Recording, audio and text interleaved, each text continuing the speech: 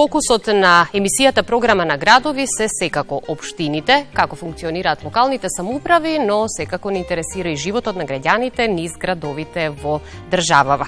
За предизвиците со кои се соочуваат општините, меѓутоа и за активностите на општина Кисела Вода Летово, во студиото на програма на градови во живо разговараме со Орце Георгиевски, градоначалник на општина Кисела Вода. Добар ден и добре дојдовте. Добар ден, благодарам на вашата покана и поздрав до сите ваши гледачи. Како успевате да ги реализирате сите активности на оваа топло време и високи температури? Па видите, доволно е да имате мотивација и да сакате да сработите, да се одолжите на народот кој што ви дал доверба, инаку нормално во летните денови дека секогаш се намалува интензитетот на работа и поради мерките владени, поради она што не можат и фирмите да работат подоцна од 14 часот, некаде и до 12 часот работат фирмите, но многу порано почнуваат во текот на денот со активности. Се на се она што ние зацртано го реализираме и покрај временските услови со кои што се соочуваме и се е изводливо на крајот на денот ако се има цврста волја за истото. Вие сте председател на ЗЕЛС и одблизу можете да ги видите предизвиците со кои што се соочуваат општините низ државава. Во изминатиот период започнавте серија средби со градоначалниците. Што е заклучокот од овие работни средби? Сигурно разменивте различни мислења, проблеми со кои се соочуваат општините, меѓутоа и најважно од се дали изнајдовте некакви решенија. Па, општините се секако жива материја и тоа се проблеми кои што и се таложеле од минатото, но и нови проблеми кои што се создаваат согласно тоа. Секоја општина си има своји предизвици, своји недостатоци и начинот и третманот за решавање на истите секако секаде е различен. Не секоја општина може да има ист третман, она што беше проблем во минатото, а сега благодарение на новата централна власт имаме сериозен пристап и изнаоѓање на решение, игнорантскиот однос во минатото од страна на централната власт, влада која што не беше расположена да влезе во комуникација пред се, па подоцна и да помогне на општините. А поддршката е неопходна. Точно, ова е циклус кој што мора да се затвори помеѓу сите чинители во општеството и секако тука мора да партиципира и централната власт.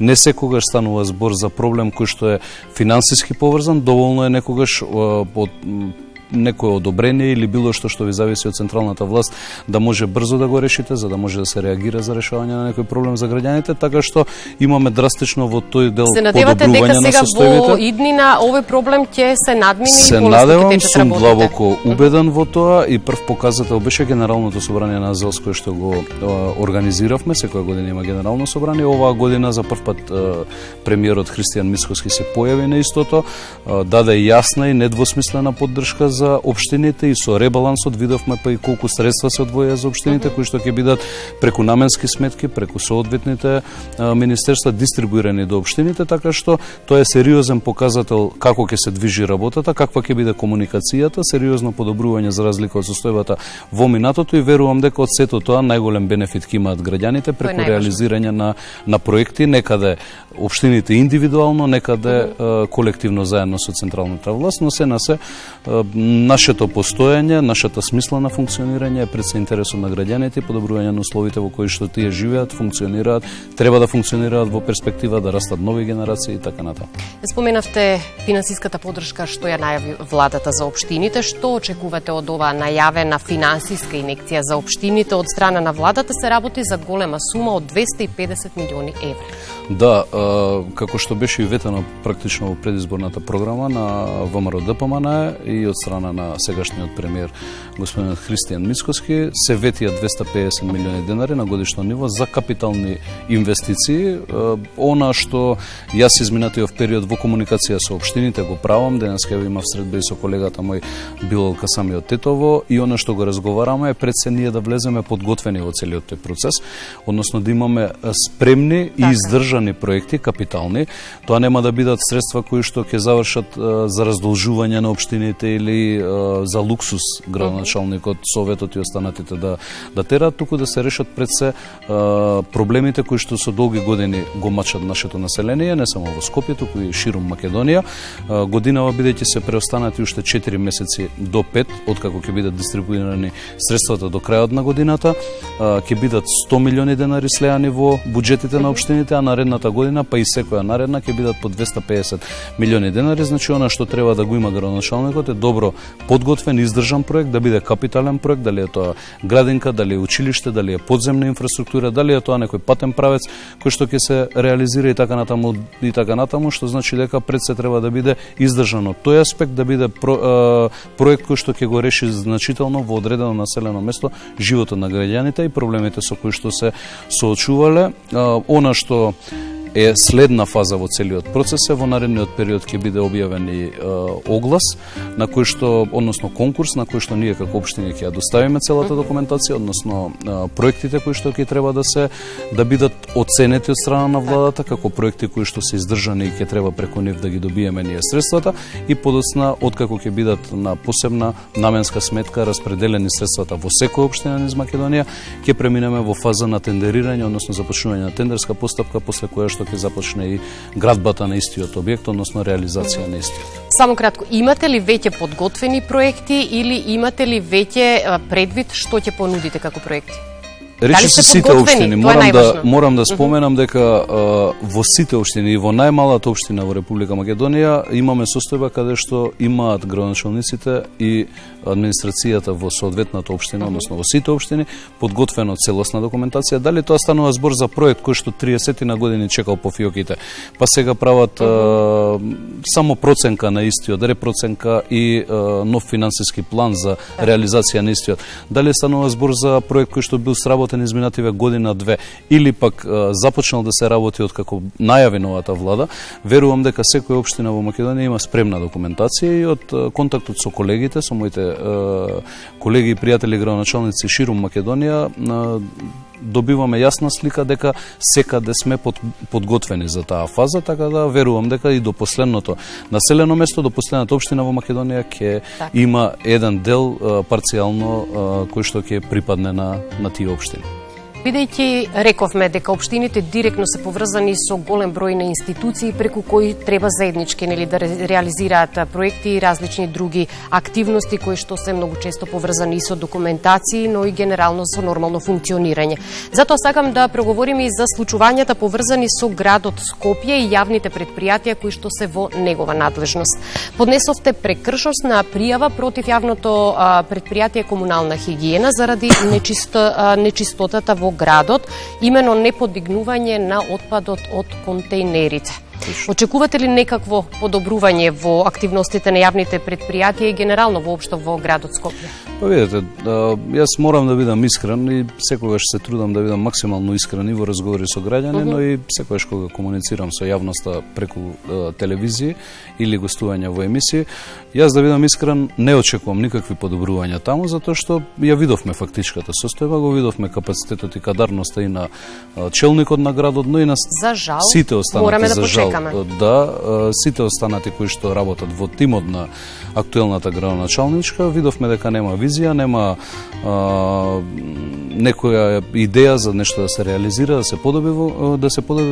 се подобри во градот, а што е најтрагично пак и она за што земаат основно плата и се платени, а тоа се обичните сервисни услуги, како за ова што говориме сега, собирање на комунален отпад, јавната чистота, дефекти во водовод и канализација за кои што ги земаат средствата од граѓаните, сите граѓани плаќаат и партиципираат во тој буџет на водовод и канализација, функционирањето на улици и патишта, функционирањето на паркови, зеленило и сите останати јавни предпријатија, јавното сообраќајно предпријатие ЈСП Скопје, видовме дека и тие услуги основни кои што со години се одвиваат со одредени аномалии, подобро или полошо, не се спремни да ги соодветно истретираат, односно да пружат основната услуга за која што земаат пари од граѓаните, према граѓаните како реален сервис кој што треба да го сервисира. Значи, вашиот одговор е дека за сега не очекувате подобрување, нема решение за проблемот. Не само за сега. Јас сметам дека и за жал скопјани се доведени во состојба да до крајот на мандатот на Арсовска. Ние гледаме дека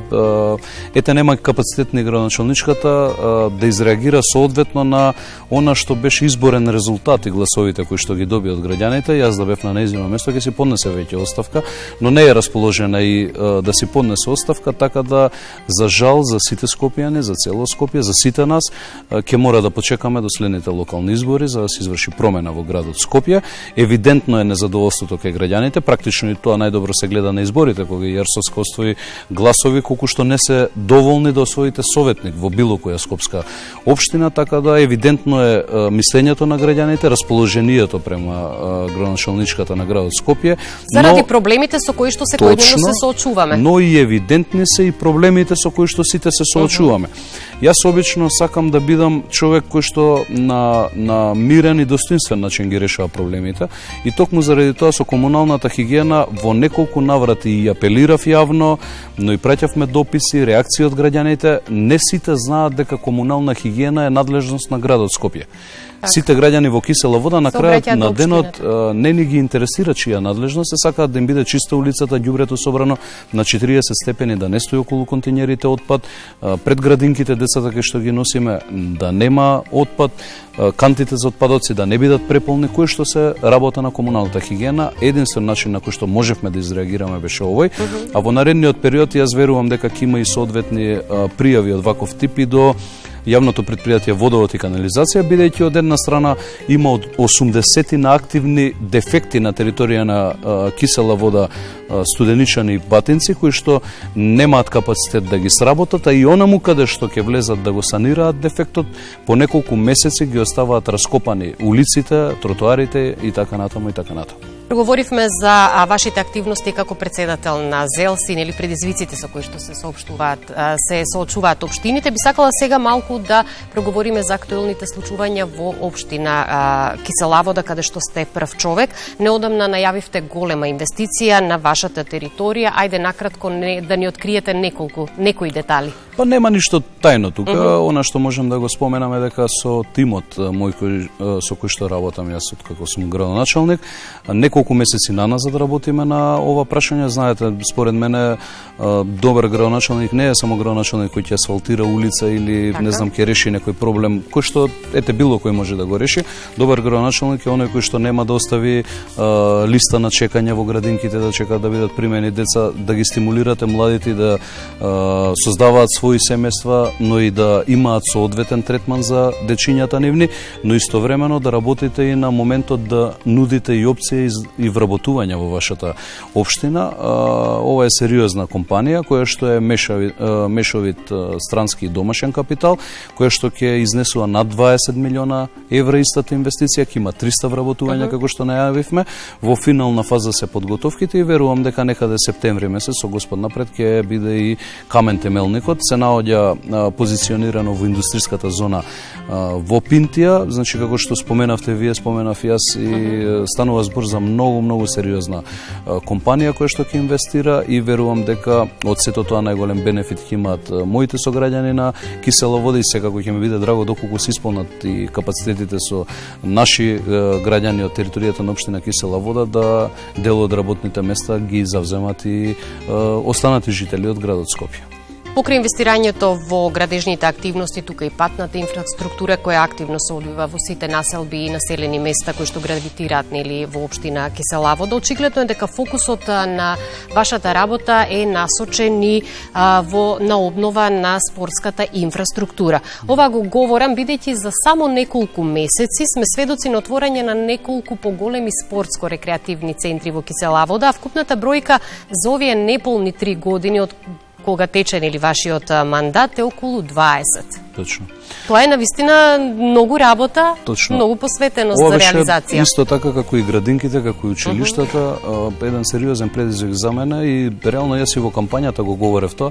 Мене ми сметаше што искрено и јас и моите сограѓани, дали е тоа за спортување, дали е за рекреација, дали е за некој парк да посетите, моравме во минатото да посетиме друга општина надвор од Кисела Вода и во услови во какви што се наоѓаше општината беше сериозен голем предизвик, а од друга страна имавме многу позиции кои што во минатото беа депонии на нашата територија. Единствен начин да ги заштитите долгорочно беше претварање на истите депонии, чистење прво, соодветен третман на истите и претварање во парковска содржина или спортски терени, и тоа се покажа како успешен проект. Дополнително од тоа што на ваквите позиции изградивме неколку спортски комплекси, утре имаме ново отварање на спортски комплекс во Теферич во Кисела Вода.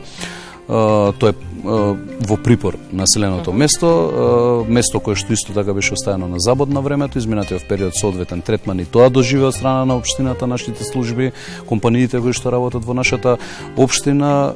Дополнително имаме и детско катче таму ултрасовремено, кое што утре ќе биде промовирано истото таму во рамки на комплексот, што значи дека се на се сите овие позиции, заедно со сите оние во училиштата запуштени спортски терени со години кои што беа оставени така по 30, 20, 40 години, буквално шајка незакована на истата, ги истретиравме соодветно и сега веќе граѓаните во Кисела Вода имаат и паркови каде што можат да се рекреираат, но имаат и спортски терени на кои што можат да спортуваат, и нормално од сето тоа можеме како општина да добиеме. Ние секогаш сме имале спортски таленти и покрај тоа што не сме изобилувале со вакви простори, но сега верувам дека во вакви услови ќе можеме уште поголем број на спортисти да имаме како имиња кои што ќе се развиваат од нашите простори, односно од територијата на општина Кисела Вода.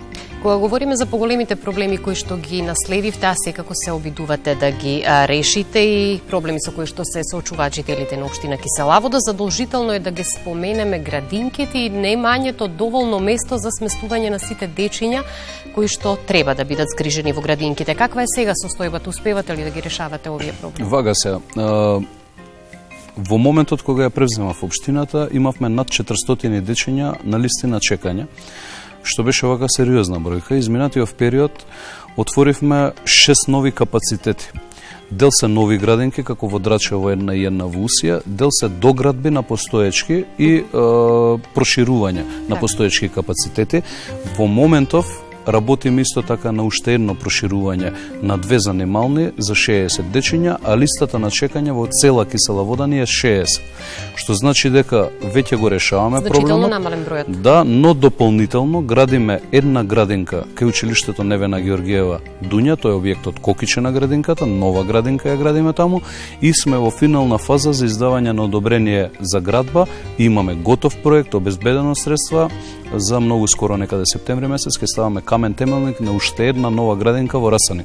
Што значи дека не само што го решаваме долгорочно проблемот, туку и ќе создадеме услови во кои што групите нема да се преполне, негователите во градинките ќе работат со многу помалку дечиња и ќе имаат дечињата во нашата територија многу посоодветен третман од оној кој што го имале во минатото. И за крај на овој разговор уште една актуелна тема. Подпишавте меморандум за соработка со Гаспар центарот, и со тоа Кисела Вода всушност стана првата општина која обезбеди бесплатни психолошки, логопедски и дефектолошки третмани за децата на кои што им се потребни ваквите третмани, како и психоедукација и стручна поддршка на нивните семејства. Само накратко да ми кажете на кој начин ќе се спроведува оваа мерка, сигурно ги интересира гледачите. Да, ова беше предлог кој што произлезе од многу родители на дечиња кои што немаат доволно финансии, особено од еднородителски социјално ранливи групи. Знаете дека логопедските услуги во денешно време се попотребни по училиштата и по градинките, за жал, од разноразни причини. Она што ние обрнавме внимание, пред се морам да се заблагодарам на Сдруженијето Гаспар за нивната подадена рака према нас и заедничкото решавање делумно на овој проблем. Но во перспектива тој проект ќе претрпи надградба, секако за да можеме да ги опфатиме сите дечиња од нашата територија, да не важи само за одредени категории. Она што на почетокот ќе го прават нашите стручни служби, ќе поминат низ процес дополнителна обука да имаат. Дополнително веќе имаме преголем број на родители кои што се јавија од кога го дознаа ова. Ќе се направи селекција, во прва фаза ќе влезат сите еднородителски семејства кои што ќе ги добијат овие услуги целосно бесплатно, и сите социјално ранливи семејства од територија на општина Кисела Вода, и секако до исполнување на квотата и останатите.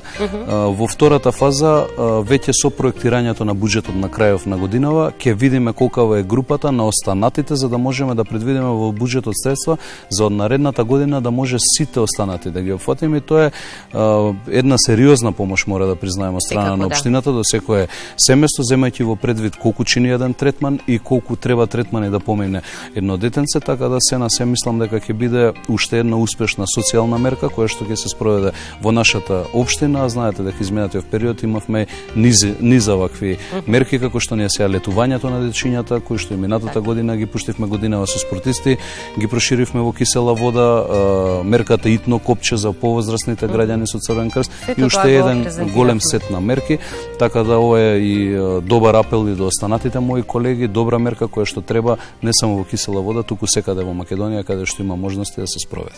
Сосема за крај, покрај многуте активности и секојдневни обврски кои што ги имате како прв човек на општина Кисела Вода, имате ли време на одмор? Ке искористите ли некој ден од летниот одмор? Јас минатиот викенд бев во Охрид со моето семејство на 2 дена.